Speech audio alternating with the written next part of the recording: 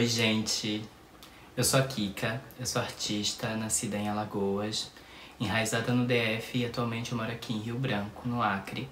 E eu tô aqui a convite do Festival Plural para discutir sobre o seguinte tema: literatura, estética e revolução. O conteúdo que eu pretendo apresentar para vocês é uma palestra performática, contemporânea, pós-apocalíptica, pandêmica. E na verdade eu queria que a gente conversasse sobre alguns afetos, alguns efeitos do tempo sobre o nosso corpo, né? Que eu acho que é a partir desse lugar que se consiste o meu modo de fazer literatura. Primeiro, eu gostaria de dizer que eu levei muito tempo para me entender enquanto pessoa preta, enquanto pessoa que falava de um lugar e que esse lugar era periférico, e que essa demora fez com que eu também demorasse a entender algumas questões que são essenciais na minha produção artística. Como, por exemplo, eu publiquei alguns livros e zines porque eu tinha a ideia de que eu precisava publicar para poder ser reconhecida enquanto escritora, enquanto poeta. E com o passar do tempo eu fui percebendo que eu não necessariamente precisava desse registro gráfico para me colocar no mundo enquanto pessoa que produz literatura, pessoa que produz poesia.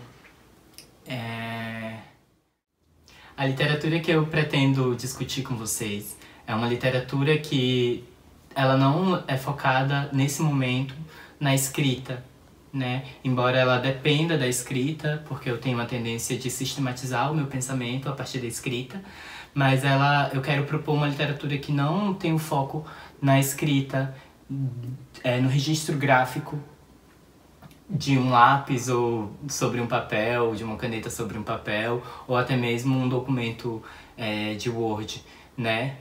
Então, eu quero pensar essa literatura que a gente escreve no tempo, né? Nas histórias que a gente conta, nos contos. Eu demorei muito tempo para me perceber enquanto pessoa produtora de literatura no mundo, para além, né, da ideia de ser alguém que publica algo, porque no meu corpo eu ainda tinha marcas da intervenção da branquitude, né, do que esse sistema espera da gente enquanto pessoa preta e periférica. Eu tinha um objetivo muito grande na minha vida, que era ser alguém na vida.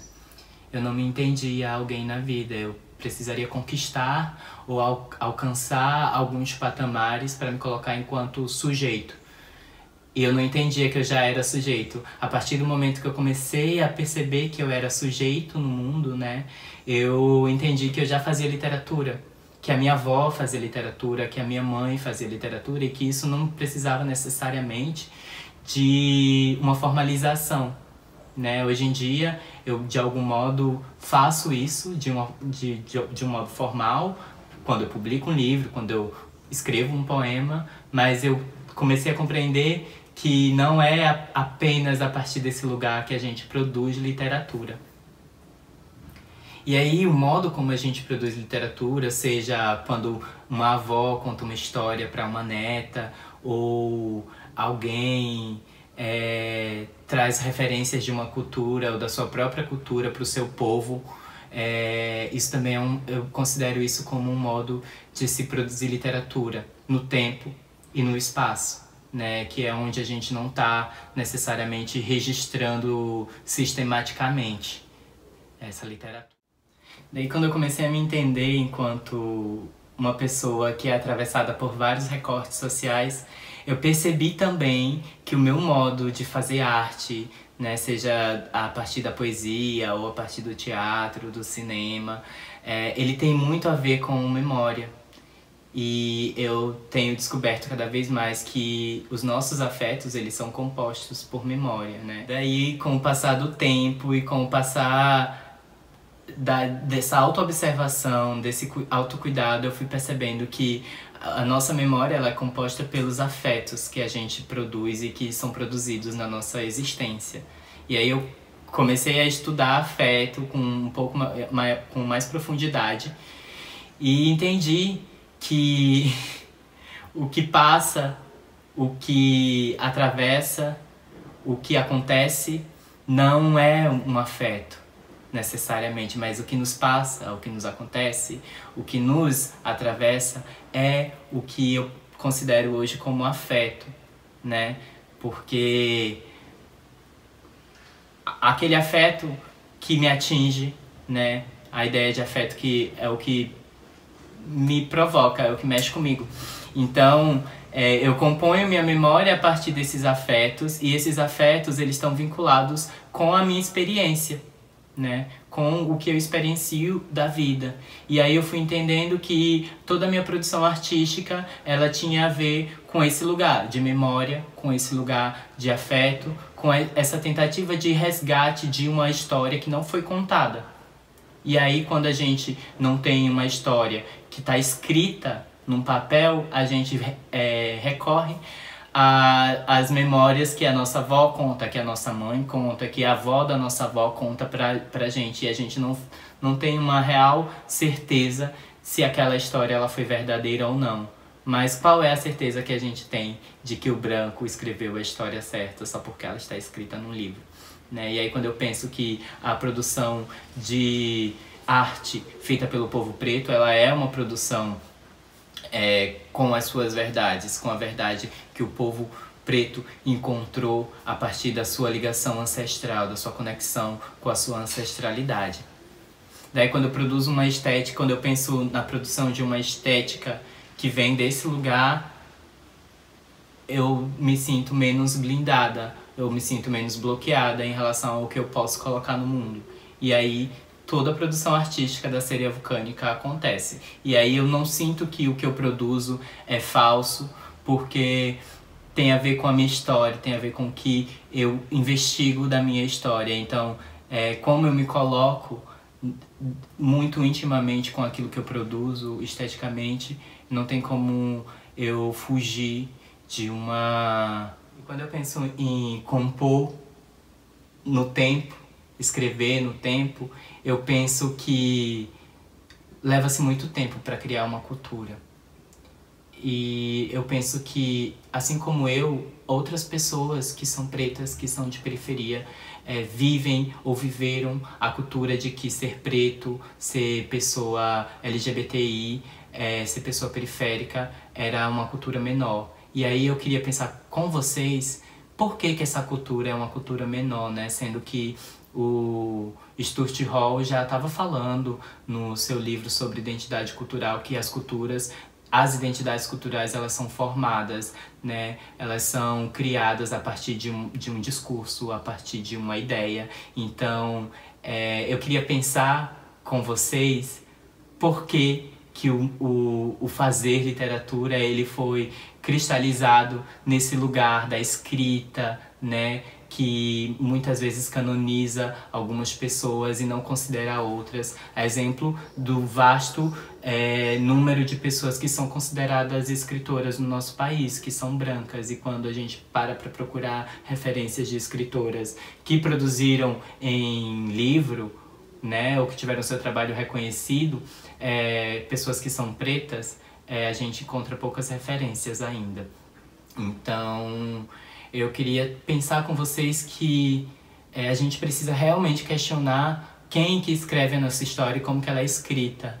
Porque eu não consigo acreditar que pessoas pretas que não foram alfabetizadas não sejam poetas, não sejam escritoras, né, das suas próprias histórias, do seu próprio tempo, não estejam registrando ou imprimindo um momento, né, histórico, né, da construção do país. O que eu penso é que essas pessoas foram um pouco visibilizadas. Daí eu quero que a gente comece a considerar a literatura para além desse registro gráfico. Eu gostaria que a gente pensasse numa literatura escondida, que não está sendo visibilizada, que é o que a gente mais faz, né? Então, quando eu também penso que em alguma medida eu tive que recorrer a esse padrão, né, da escrita formalizada ou de como mexer com as palavras para poder colocar o que eu penso sobre arte no mundo, eu penso que foi mais uma estratégia de de retomada daquilo que sempre foi meu, do que uma convertida a um sistema de embranquecimento, né? E aí eu acho que já tem muitas questões que tá em jogo para ser pensada. Quero que a gente pense enquanto pessoa preta, né? Quem se considera pessoa preta, que a gente pode fazer muito mais e que a gente não precisa necessariamente se adequar e que a gente precisa considerar as nossas produções como produções válidas, que a gente não precisa de aval de A ou B grupos que se consideram dominantes, para nos colocarmos enquanto produtores, enquanto pessoas que estão escrevendo a história. Daí, partindo da ideia que eu já trouxe sobre a literatura, eu quero pensar com vocês, né, essa provocação que me foi feita, né, de como interseccionar a estética com a literatura, com a revolução. E o que eu penso é o seguinte: a estética ela não está desvinculada de um comportamento ético ou moral, né? Quando eu escolho colocar alguma imagem, seja ela uma imagem abstrata, uma imagem concreta, em alguma produção minha, eu escolho colocá-la com a consciência de que aquilo vai reverberar em alguém e que aquilo foi feito de maneira ética. O que é a ética? A ética é quando eu penso sobre o que é colocado como normal, o que é colocado como padrão, o conjunto de leis, né? A gente tem a Constituição como um conjunto de leis que regem e ditam o que a gente tem que fazer, a gente escolhe se concorda ou se não concorda. Concordar ou não concordar é uma postura moral. E aí, quando a gente reflete sobre essas leis, ou reflete sobre como a gente responde a essas leis, eu acho que é aí onde está a ética, é colocar o questionamento para jogo, né? Então, o que que eu tô fazendo? Como vai impactar?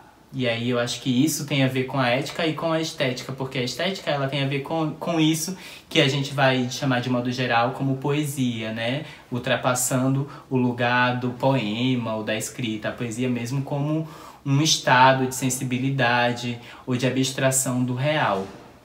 Uma pessoa preta, uma pessoa periférica, uma pessoa travesti, ou de qualquer outro gênero, mas que pertença a esse lugar, né, de classe, de raça, quando essa pessoa existe no mundo e ela interfere na existência do normal, do padrão, do branco, eu acho que isso já é a grande revolução, né? Tá aqui falando pra vocês, obviamente, ilustra isso. Mas eu acho também que não precisa de nada disso. Estética, né? Essa palavra tão bonita, branca, padronizada, né? Acho que a gente sempre tenta se adequar quando a gente pensa, por exemplo, em estética. Eu quero que algum produto seja esteticamente bonito, né? O que eu quero dizer como bonito. Quando a gente pensa que existe toda uma indústria de estéticas aí, a gente sempre pensa que existe algum lugar para se chegar dentro do que é considerado como belo. E aí eu quero perguntar para vocês, né? O que vocês consideram como belo?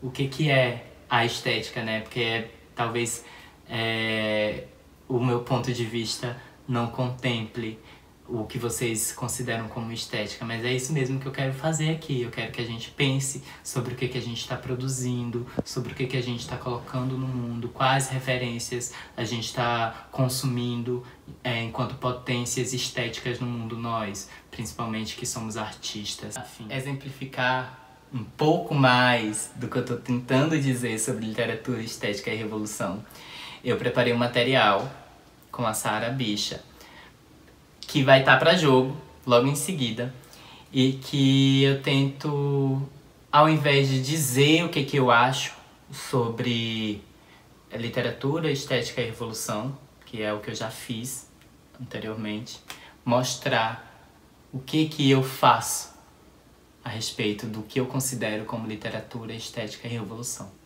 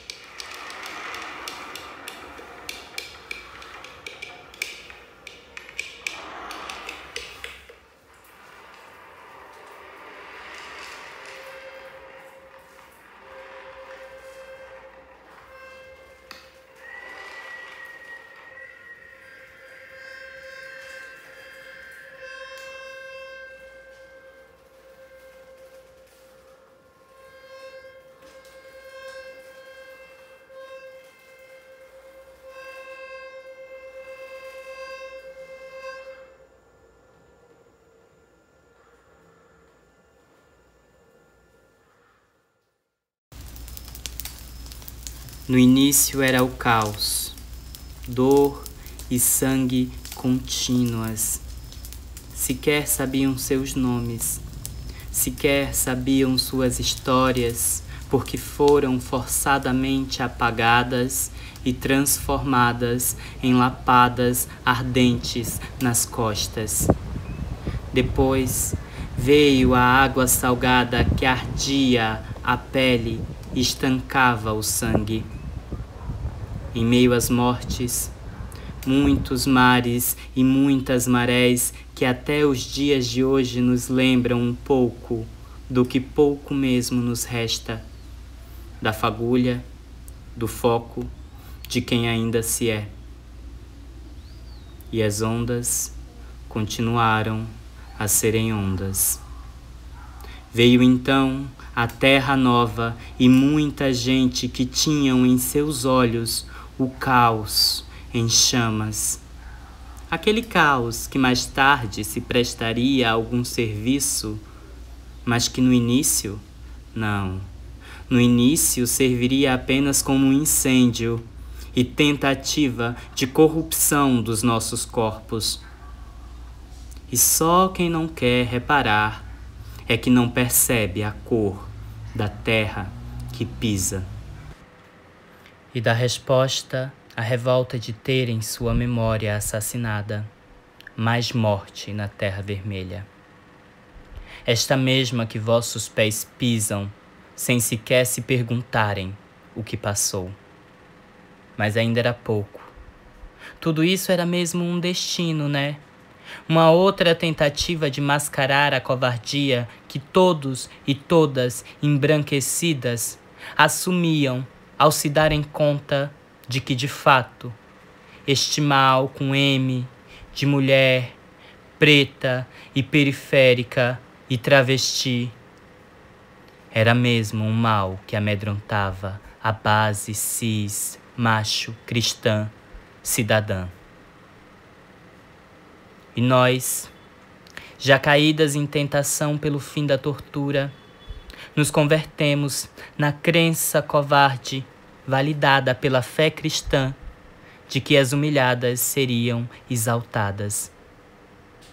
E já não tínhamos tão viva e poderosa a lembrança do que era amar e ser amada.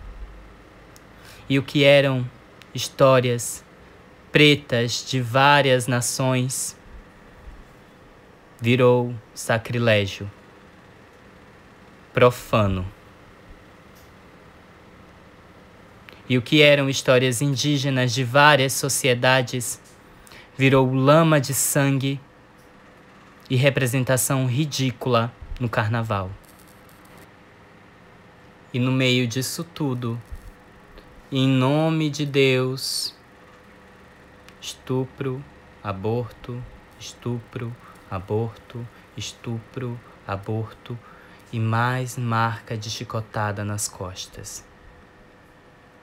No meio disso tudo, em nome de Deus, estupro, aborto, estupro, aborto, estupro, aborto e mais estupro.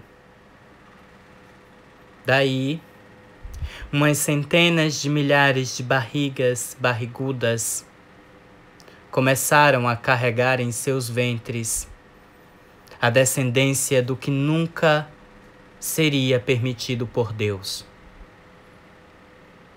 E ainda assim, as nossas vidas não eram consideradas vidas. Eram objeto de trabalho e só. E qualquer tentativa de revolta que partisse da gente voltavam as sensações dos chicotes batendo sem parar nos nossos corpos. Mas o pior acontece. Sai dos ventres açoitados a desestabilização do sistema. E mesmo não sabendo, muitos anos depois, cerca de centenas de anos depois, ocorreria um imprevisto que, quando a parte que bate se desse conta, estará apanhando e não entenderá o porquê. Mas ainda será cedo para se preocupar em reparar os problemas causados pelo apagamento da memória alheia. É por isso que até os dias de hoje tem-se a mania de saudar os brancos abolicionistas como heróis do povo preto, mas não são. Foram às custas da nossa dor que esses falsos salvadores se tornaram quem são. Somos nós, as grandes responsáveis pela nossa alforria. Somos nós, as nossas grandes referências de resistência. Será cedo porque estarão preocupados todos eles e elas que compactuam com tal crueldade em continuar mantendo seus privilégios aos quais chamarão de meritocracia. Para estes, não haverá substância alguma que os impeçam de se manterem privilegiados. E serão eles, sempre eles, as pessoas de bem, os que nunca ferem a dignidade alheia, os que não têm culpa de terem herdado uma riqueza que não é sua, que água é riqueza, que terra para morar e plantar é riqueza. E se colocarão eles no lugar dissimulado de quem diz que sabe a dor alheia, a história alheia, sem saber, sem sentir, sem viver, sem entender eles que esse lugar é de quem o vive e também é lugar de força e poder e por isso é mesmo nosso. De toda uma comunidade que está conectada pela linha de uma memória ancestral que só se aguça a cada criança preta que nasce. Porque são elas a miudeza de quem tinham os vários úteros como lugar de aperfeiçoamento de suas capacidades de guerrilhar.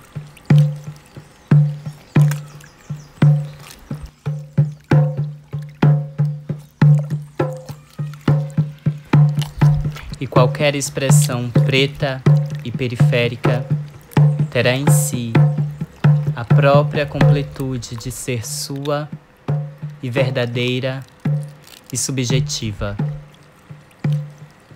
E qualquer expressão preta e periférica será arma de resistência e potência de destruição da branquitude, assim como o sorriso de qualquer criança preta que requebra o seu quadril em qualquer dança que lhe afeta. E essa dissimulação não conseguirá sustentar o rolê, porque a chama que impulsiona as nossas crianças só aumenta com o resgate da nossa memória.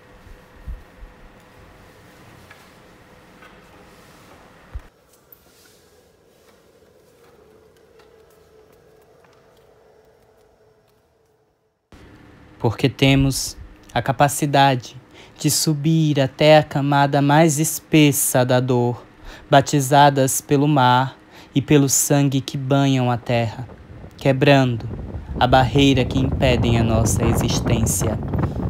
Brotaremos vivas e verdadeiras, donas de nós e da nossa história.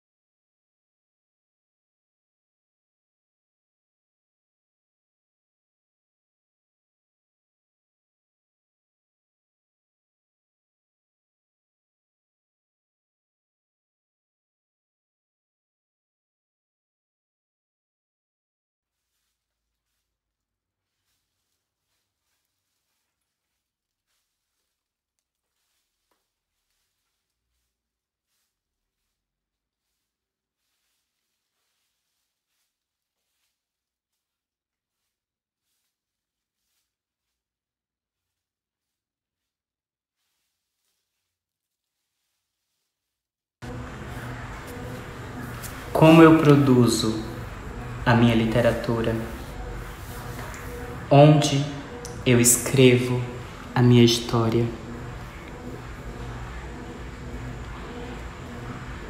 Eu posso considerar a escrita uma tradução do pensamento, do que eu entendo como experiência. Nesse sentido, ela é o meio pelo qual eu comunico o que penso, do que experiencio ou do que anseio.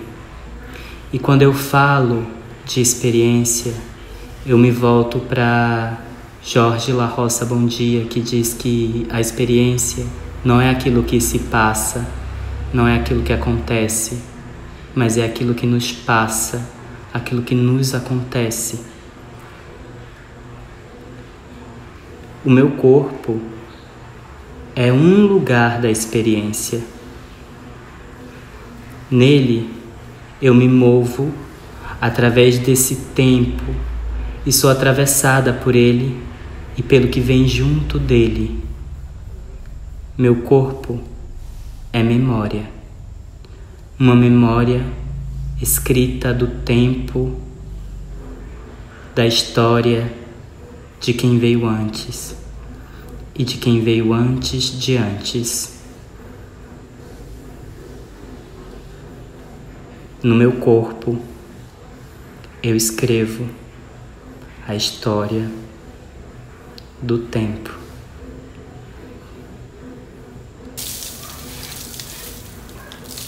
Eu era criança. E aí eu acho que tem a ver com a coisa da literatura, né? Que a gente vai escrevendo a história no tempo. Somente a gente que sai de um lugar periférico. E aí quando a gente retoma essas sensações,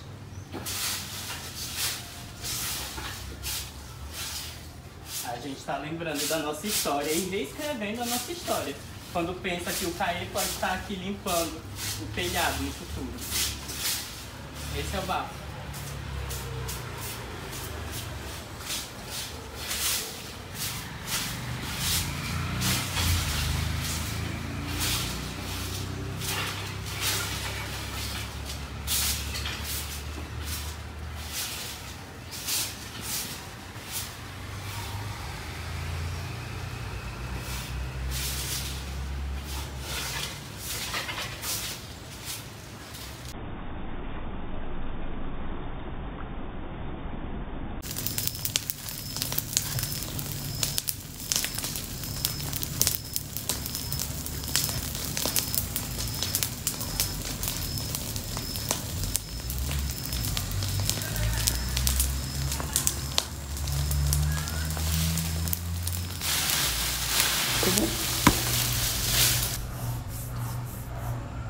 Como é que eu imprimo um olhar da minha singularidade no mundo?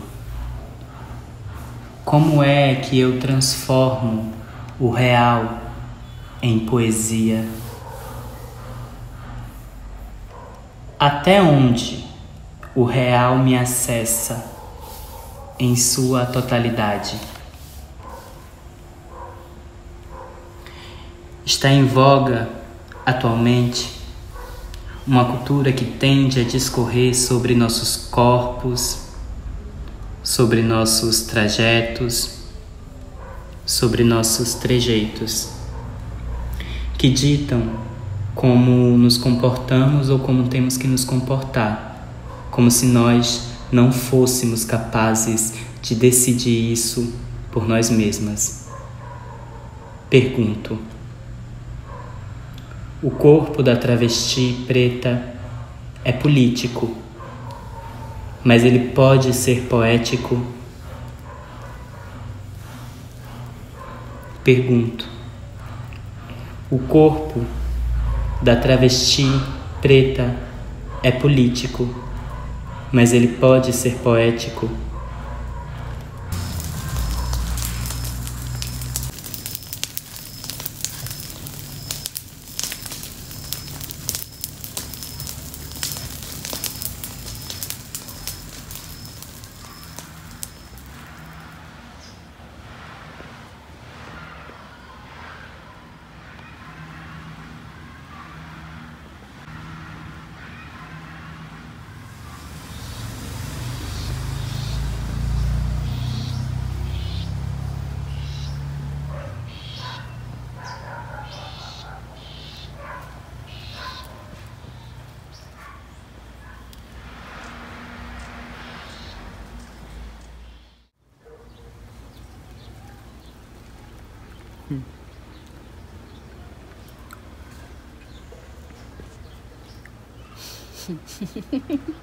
O foda é que eu não levo a sério. Por que tu não leva a sério?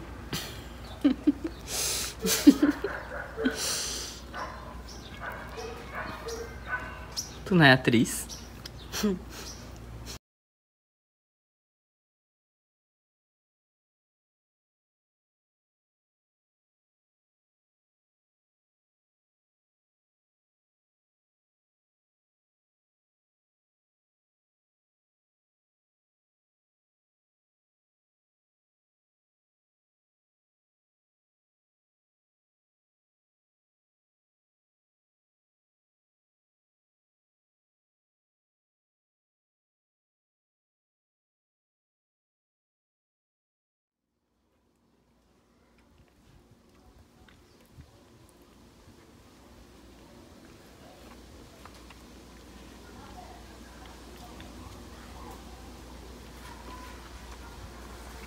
Plantar nosso próprio oxigênio. Como diz o Edgar. É só jogar semente na terra.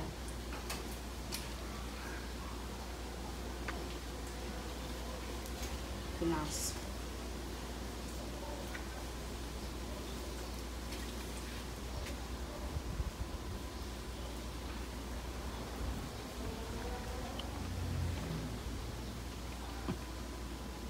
A gente que pega pra jogar no lixo. Joga orgânico na terra.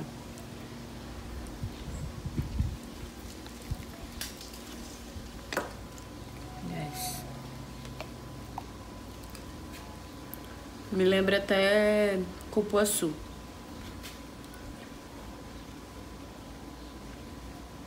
E é daqui que vem o chocolate.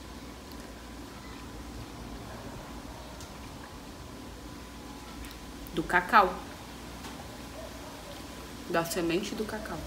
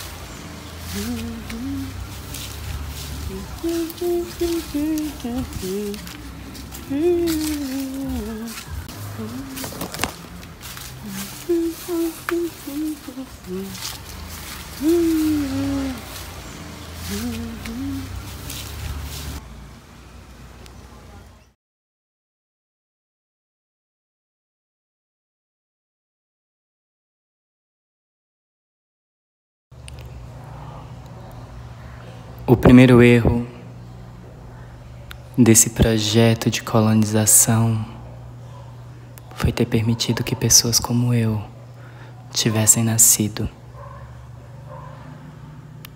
O primeiro erro, ou a primeira questão, ou o primeiro problema da branquitude foi ter cegado diante da existência de pessoas como eu, pretas, de periferia, sem saber da potência que seria nossa existência no mundo.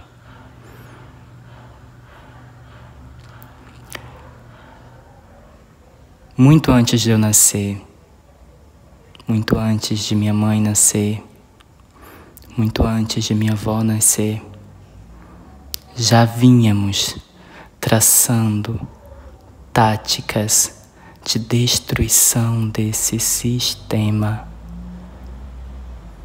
que nos extermina, que quer a qualquer custo nos usar, mas não funciona. Porque nem que a gente tente se adequar ao padrão da branquitude. Nem que a gente tente se adequar à imagem que fizeram pra gente. A gente não consegue porque nós somos muito maior do que isso. Nós somos muito maior do que uma ideia.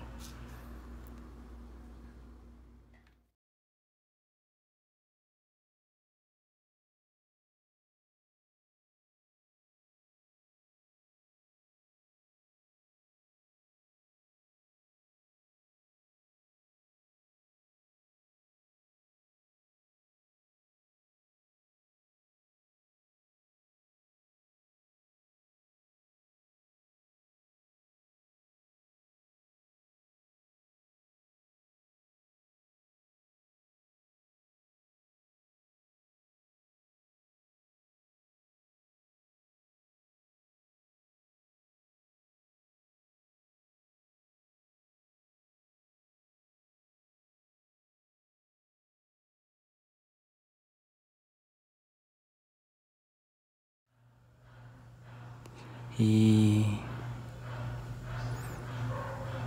existir enquanto pessoa preta no mundo é sim potência de destruição, é sim revolução, seja ocupando espaços que nunca nos foram permitidos, ou seja, tomando de assalto aquilo que sempre foi nosso. Temos em nós, na nossa história, uma tecnologia que nos permite saber reagir contra qualquer tipo de opressão. Carregamos na pele as marcas da mudança. O primeiro erro da branquitude foi achar que o plano deles daria certo. Mas não. Enquanto a gente viver, enquanto qualquer criança preta nascer, estaremos revolucionando nesse mundo. Existir pessoa preta é revolucionário.